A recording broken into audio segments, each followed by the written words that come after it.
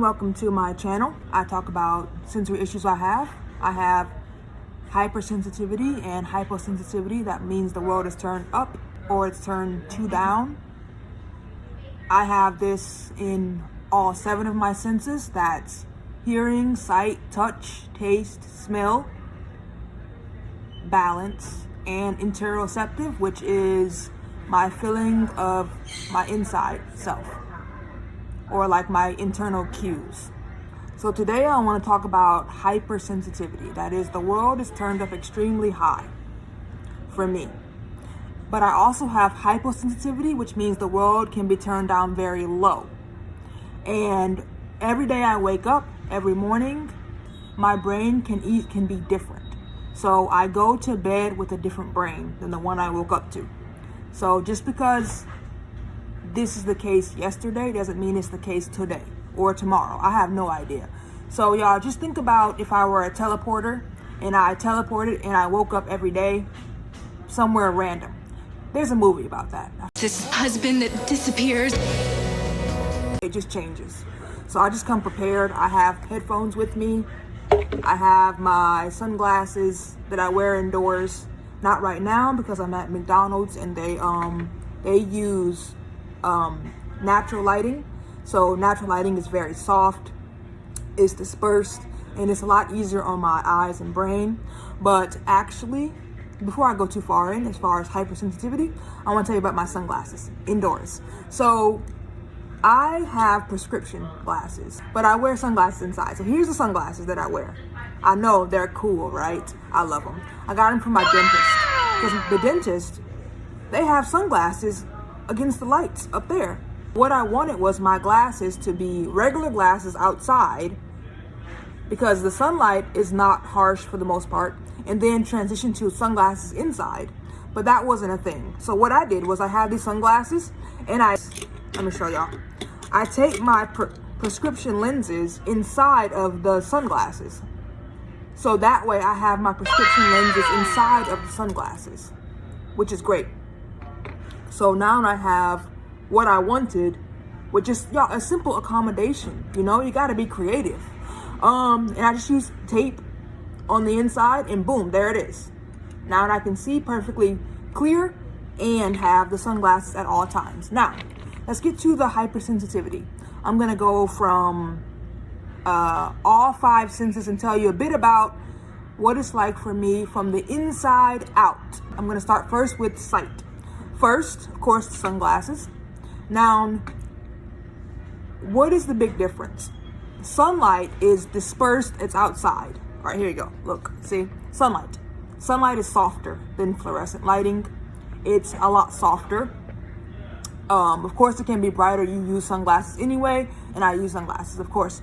But it's a lot softer than fluorescent lighting. It's a lot more dispersed. It's a much more wider light.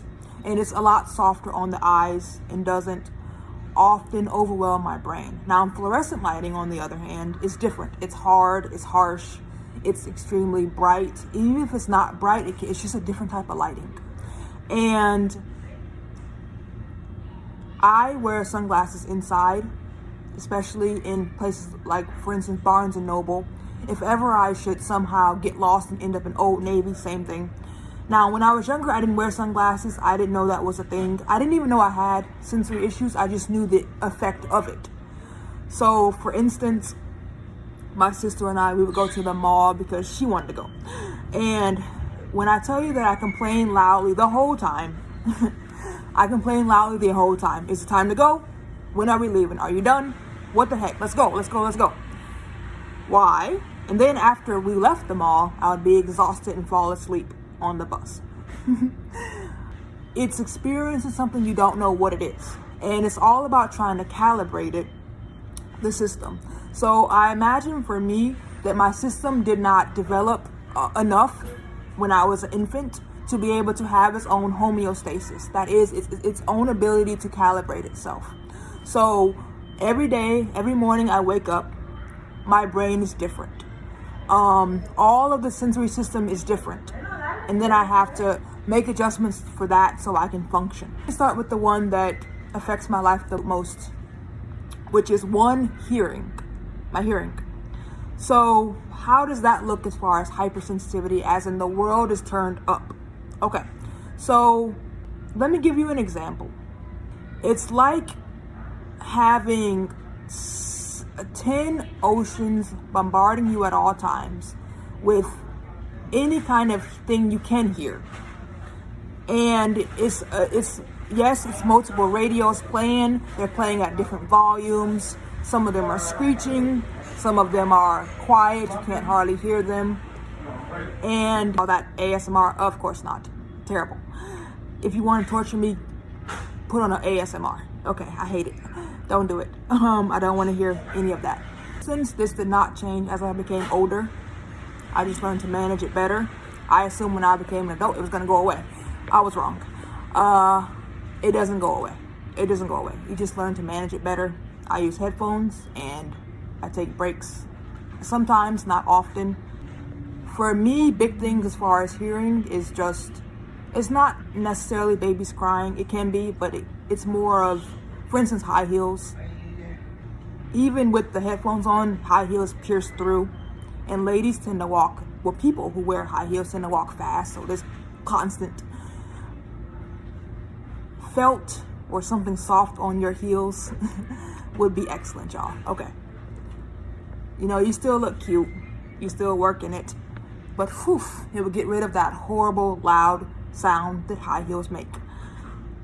But it is, again, almost constant. Traffic noise can be motorcycles, of course, but it's more subtle than that. It can be that the background noise is not turning into a hum. All the sounds are grinding against each other, even if they're not loud.